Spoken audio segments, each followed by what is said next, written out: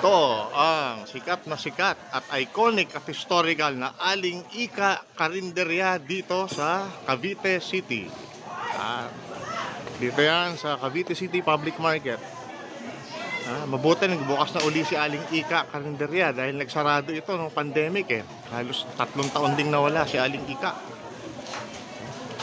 Yan ang karinderya na nagbebenta ng mga pinakamasasarap na mga native dishes na mga talagang sa Cavite City lang makikita yung iba.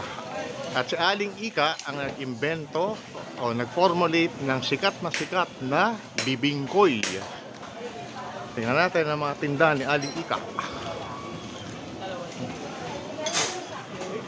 Ano daw dito? Ano ba yung mga hinahalo? Solid oh.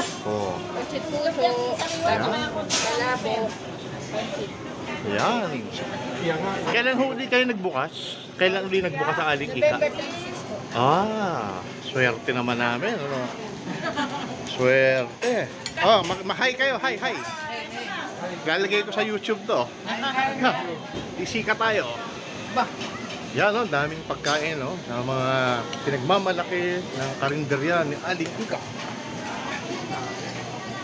Patak sa inyo ha. Anong channel mo kuya?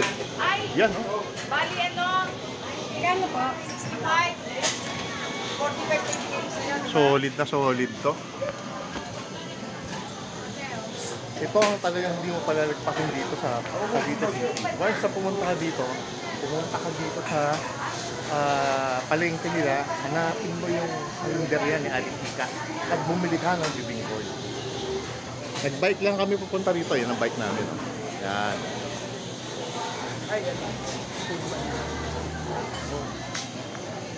Anong channel?